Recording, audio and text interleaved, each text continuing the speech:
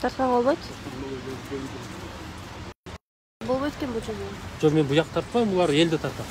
Жоқ, амшыны да қораның ішіне тартқан болбойт. Сыртқа шыға аласыздар біз. Сыртқа қайырге. Заборды сыртқа. Азыр тартып алып эле, анан кийин чыгабыз кайра эле. Ал жерде эл өтөт экен да нары беричи. Аларга ham залакас берди. Ассаламу алейкум экендештер. Эфирди бөлүшүп коесуздар. Мына азыр Ураимов Мирланга боштондук деп келдик, мыйзамсыз камады деп. Мына ошого азыр өзүнүн пикирлерин, оюн, көз караштарын айтабыз деген мондай лозингтер менен эжелерибиз, апаларыбыз келип отурат. Сиздер эфирди бөлүшүп туруңуздар, туугандар. Биз азыр бирден талаптарын угуп маалымат алабыз. Ассаламу алейкум. Кандайсыз? Мирлан Ураимов боюнча эмне айта аласыз? Оюңуз кандай? Боюнча айтып турган сөз көп да. Бул азыр ТНТ-ден 5 жактан так маалымат алып атабыз. Именно кайсы комментарий боюнча деп. Кечинде чыгып адвокат айтты бир комментарий боюнча деп, бирок комментарийни Мирлан өзү жазбагандыгын айтып өттү. Азыр эми посторуна келип андай комментарий тапкан жокпуз. Анан бул ойлоп атабыз эми жасалма жол менен эле деп камоонун аракети ошо баягы бир убактарда кемпирабадты сактап калууда Мирлан эмгеги зор болгон да. Ошондон өч алуу деп, чисто саясий куугунтук эсептейбиз да. Бул нерседен ар бирибиздин башыбызга келиши, сага, мага болгондукка ким өзүнүн пикирин бийликке каршы айтса, ошонун баарын эле келиши мүмкүн. Бул адат болуп калды акыркы күндөрү. Бул сөз эркиндигинде жасалган басым деп айтсак болобу? Сөзсүз түрдө. Рахмат пикириңизге. Мына туугандар бир эле мен эмес, баардыгы эле баса белгилеп айтып атат. Баардыгы бир пикирде, бир көз карашта. Ассаламу алейкум. Акыл казакыч кандайсыз? Мына Ураимов Мирлан боюнча, кармалуу иши боюнча кандай комментарий берет элеңиз? Негизи туурабы, мыйзамдуубу? Мыйзамсыз, өтө аса чапкандык. Бул эми бирөөнүн жазган постуна комментарий жазган. Ошол комментарийде бийликти басып алууга чакырыктар бар деп, ушундай шек санап кармалды деп айтып атышат. Бул эми комментарийге ар бир комментарийге эле ошондой кыла берсе. Анан Мирландын өзүнүн айтып атып тур, адвокат айтып, мен аны жазган эмесмин. Бул ошо Мирландын атынан бирөөлөр ошондой ачып туруп, булар ушундай жазган болуп атат.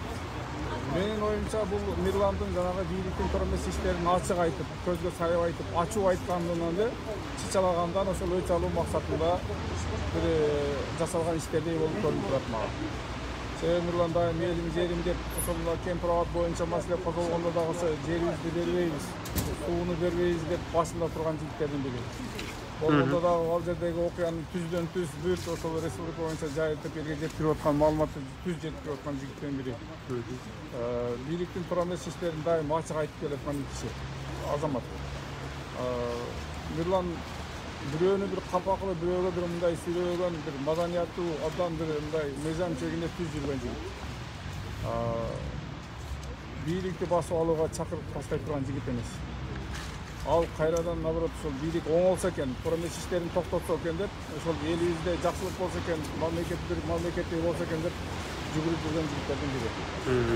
Менин оюмча ошо бийлик талаптагылар анын оозун жабыш үчүн, дагы башкаларды да коркутуш үчүн мисал катары ушундай бир аракеттер жасап атышат, мыйзамсыз, туура эмес, абдан уят иштерге барып атышат деп эсептейм. Рахмат агай пикириңизге.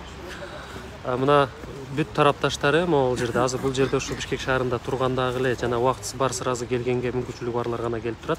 Мен Ураев Мирлан агабыздын өзүнүн келинчегинен да кыска интервью алып коеюн. Саламатсызбы? Кечеки боюнча да бүгүн бир аз кыска түшүндүрмө, анан бүгүнкү кечки абал, анан бүгүнкү жөнүндө да айта кетсеңиз. Бүгүн боюнча бүгүн келесине 9-да станция деп коюлган, содан деген болгон жок, мына саат 9-дан бери ушунда турабыз. Эртең деди, эми эртең эле саат бергиси келген канчада келди. Эртең эле ушундай 9-да келди. Ишенебиз что? Биздин ошо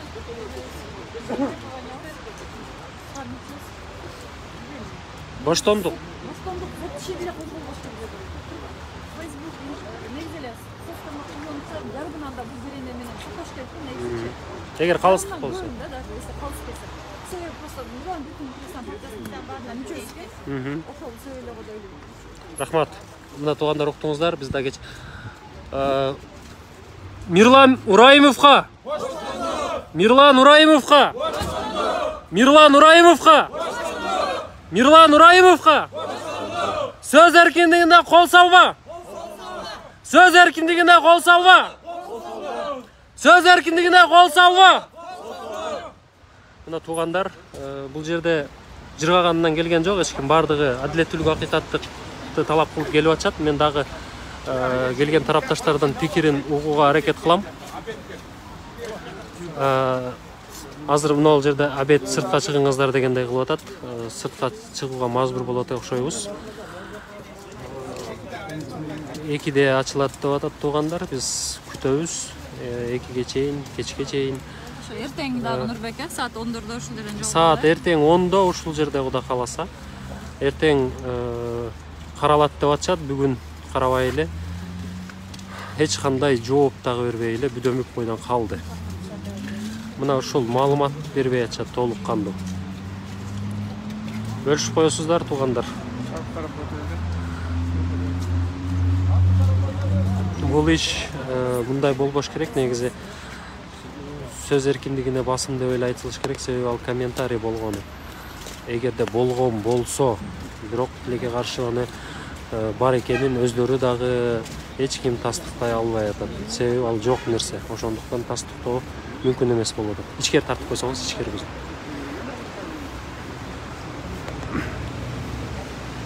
Даяр болуп калды. Мындай мыйзамсыздык аракет күчөй бере турган болсо, ар бирибизге мындай басым болушу мүмкүн. Ар бириң сүйлөй албай да калышы мүмкүн, ырдай албай да калышы мүмкүн деген түшүнүк бул. Мындай бир сөз үчүн эле антип кармап кетүү бул акылга сыйбаган нерсе туугандар. Азыр булар абедке чыкты деп атышат. Мындан азыр келгендерден дагы пикирин алууга аракет кылабыз. Ким кандай пикирде, эмне айтат? Салам алейкум. Кандайсыз? Түз эфирдебиз аба.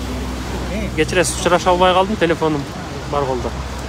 Ураимов Мирлан боюнча өзүңүздүн пикириңизди айтсаңыз, азыр булар маалымат берип атат да. Бир Facebook'та жазылган постко комментарий жазып койгондугу үчүн деп атышат. Тилекке каршы ал посту жана комментарийни эч ким тапкан жок. Андай маалымат жок. Ушулукты көрүп атасыңарбы? Дайым эле бүдөмүктө ушундай кылабы, ушундай болуптур деп. Эми комментарий жазганга берген туура эмес, уят ойлонсундар булар. Элди да ойлонсун. Эми комментарийни баары жазат да. Ар бир гражданин өзү каалагандай жазат. Эми ушундайды айыптаган бул бийликке мен эч нерсе деп айта албайм, ойдо жок, иштер жасап атат. Bunday ketişimizde жақсы болбойт го. Негизи эгерде ошол комментарийге билдирген ою боюнча жоопко тартылыш керек болсо, анда Кыргызстандын Сөз эркиндигине басым же болбосо ушуну менен бирөөлөрдү коркутам деген ойда. Мындай элдин түшүнүгү боюнча, менин оюмча, менен бул болбойт. Эл менен таза тыгыз иштештин ордуна кайра карапайым элди, активисттерди, журналисттерди басым кылып, элдин оозун басып, жүргүзөбүз деген ой максат. Кече бир киши айтты эле да, кышында жумуш жоктун айынан элди ушинтип чакырып, жумуш кылып отурат деп, алаксытып деп. Болбойт эми. Бул анан чыгарып, пустурдун дагы не деген Şu elde alaksızdı. Bunun uzun, dersi var var. Рахмат ага. Мына достор, угуп атасыздар. Бул элдин пикири, ошондой жарандардын пикири. Бул жерде да мына милиция кызматкерлери дагы коопсуздукту көзөмөлгө алып келдик дейт.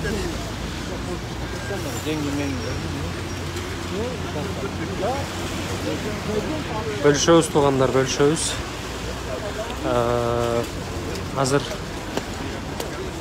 бул жак тарабынан кирүү эмес, нарагынан талап кылыңыздар деп айтып атат. Эки тарабында кириш-чыгыш жери бар экен.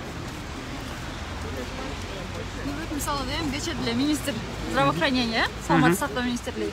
Ал таластыктар, аферисттерди, мына мен таластан болом да, эми негизичи.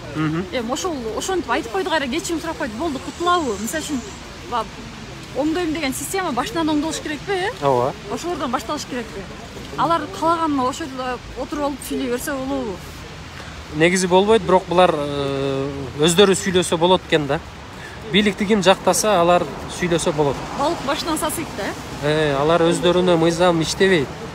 Тек гана карапайымга иштейт. Бүтүн Кыргызстан саясий партиясына иштейт, ошонун тарапташтарына жана карапайым элге иштейт. Бийлик төбөлдөрүнө иштебейт, алардын жакынына да иштебейт. Мисалы, бирөөсү чыгып алып, не деген гана каралоолорду кылып, не деген гана бир пасттык деңгээлге түшүп атат жигиттери. Бирок бирөө дың деген жок го.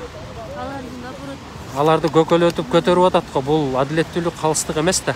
Эгерде аларды дагы ошондой сөздөрү үчүн, ошондой каралап, жалган маалымат таратып, бир адамдын аброюна шек келтирген үчүн жоопко тартып, аларды биринчи.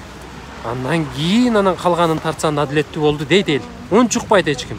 Демек андай болгон жок. Бул адилетсиздик экени сокур деле менимче көрөт да. Достор, ушундай.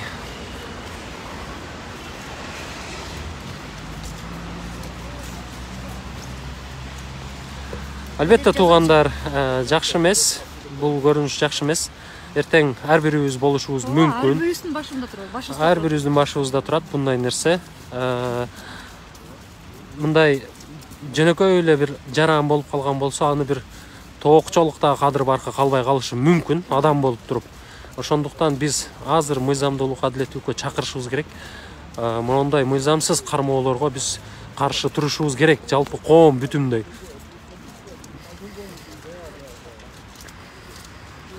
Адрес проспект Жибек жолу 322.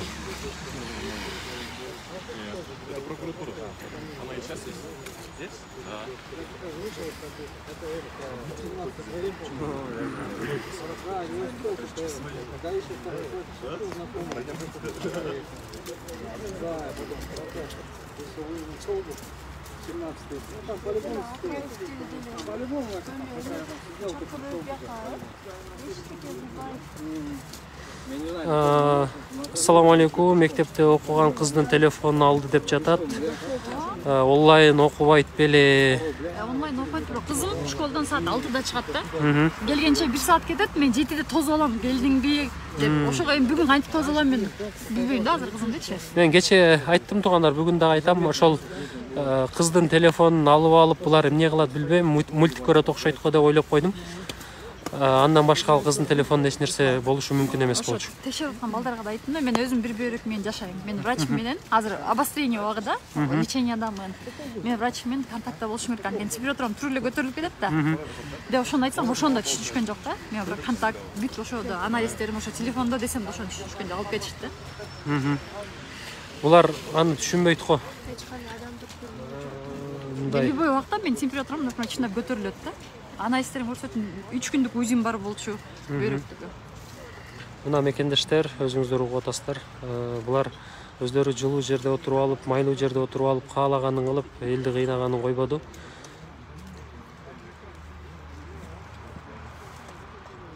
Нургүл Желилова ар бириңердин башыңарда болсо тынч отургула, бирөөнү каралабай дейт.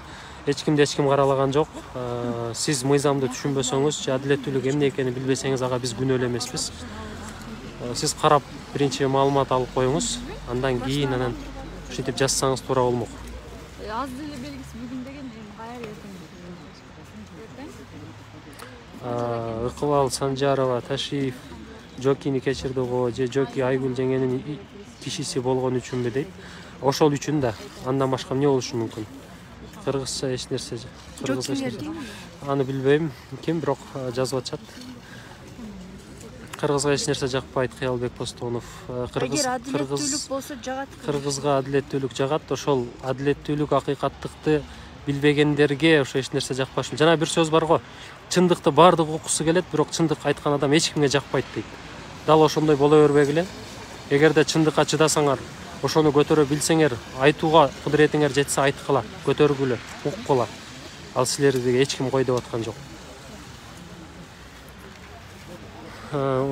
Ураимов Мирланды бошотуу талабы менен келген тарапташтар бул жерде эртеңкиге жылдырылды деп атат.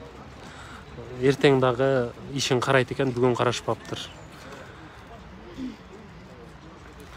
Абисалам Сайпиев туура айтасыз. Ошондой кылышса жакшы болмок.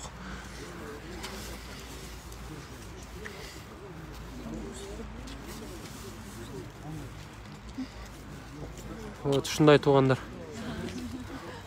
Мына жакта бардыгы эле ар ким өзү менен кыжалатчылыкта ойлорун бөлүшүп атышат.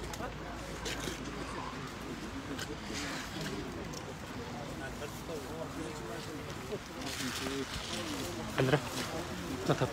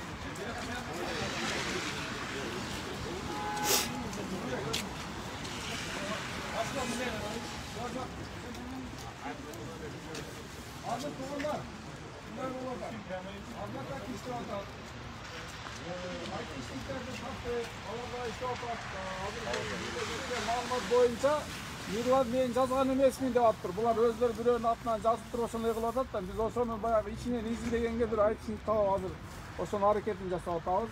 Андан тышкары дагы бир кыргыз адвокаттар менен сүйлөшүп атабыз. Дагы адвокат кошобуз. Сот эртең саат 7ге чейин болуш керек. Булар 48 саат гана кармаганга укугу бар. Эртең саат 7'de 48 saati бүтөт. Ошон үчүн ошол эртең саат 7'ге чейин сөзсүз сот болот. Бизге так маалымат жок азыр. 1-май сотунда болот деген маалыматтар бирок ал так эмес. Эртең түштөн кийин болот деген маалыматтар так эмес. Ошон үчүн биз мындай кылалы. Атайын чогулганга жараша азыр букту чыгарып катуураак кыйкыралы. Катуураак талапты коелу. Жарым саат кыйкырып туруп анан эртең саат 12'de кайра ушул жерде чогула турган бололу деп сүйлөшүп атабыз. Жарайбы? Башкасынын жокпу? Жараша. Мирлан Ураимовго! Мирлан Ураимовго! Мирлан Ураимовго! Куугундукка! Жол жок. Куугундукка! Жол жок. Куугундукка! Куугундукка! Сөз эркиндигине кол салма! Сөз эркиндигине кол салма! Söz erkinliğine kol salma! Mирлан Ураимовго! Мирлан Ураимовго! Бийликке адилеттүүлүк! Бийликке адилеттүүлүк! Бийликке адилеттүүлүк! Бийликке адилеттүүлүк! Бийликке адилеттүүлүк! Мирлан Ураимовго! Мирлан Ураимовго!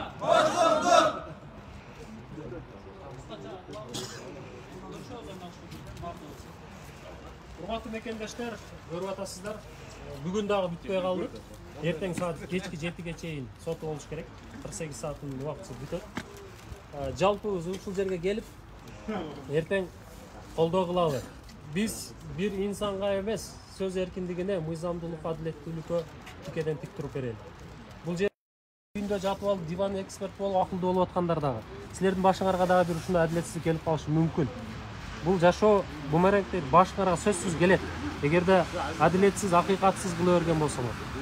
Биз жалпыңарга кайрылабыз. Эртең саат 10дон баштап мына ушул проспект Жибек жолу 322 дарегине келели. Эртең соту болуш керек. Ошого жалпыбыз адилеттүүлүк үчүн, акыйкаттык үчүн, сөз эркиндиги үчүн туруп берели. Биз жөн эле ар бир кыргыздын уулун, кызын бийликке келген эле адамдарга садага чаптырып келген күнүбүз ушул бүгүн. Бийликке ким келгичекти айтат, мен жаштарды куугунтуктабайм, жаштарга кол салбайм, журналисттерди куубайм, саясий куугунтук болбойт, камоо болбойт деп келет. Келгенден кийин эле жарым жыл же 1 жылдан кийин анысын унутуп калышат.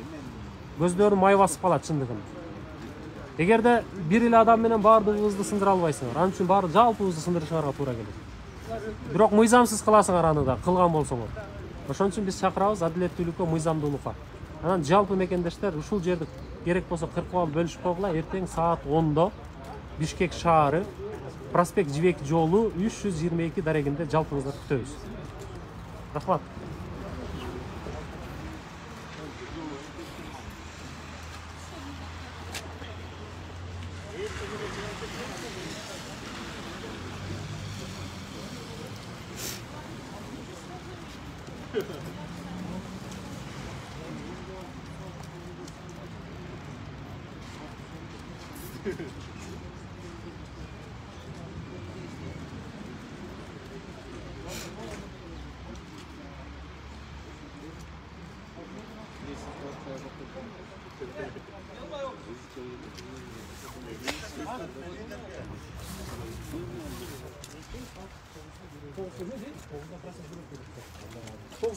Егер біз 10-да келсек, 9-да жетішпей қалышымыз мүмкін. Ертең қытайша айтқанда, ертеңгі күн,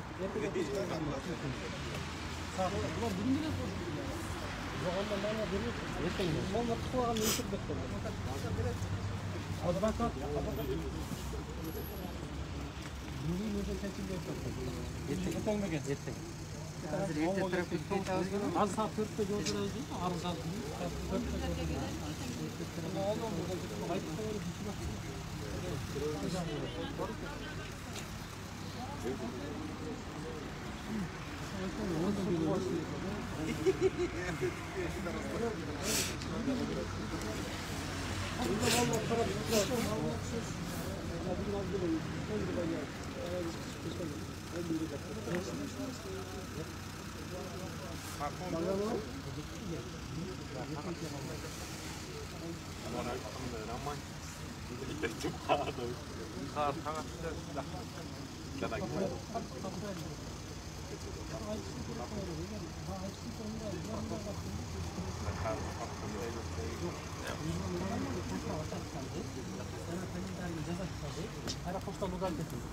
Айтышник ошол кийим ачкан, кандай ачылган таап алат. Ошондо ошого беришкен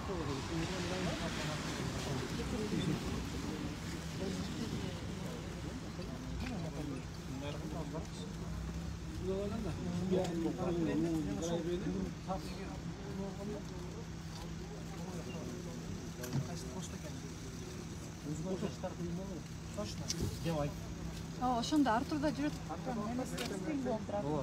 Жазуусу бар бекен ошол, э? Окудуңузбу эмне жөнүндө? Өзгөн жаштар кыймыл уже иштебейт негизи. Тайкем уже ал менен эчтеке киргизбей калган.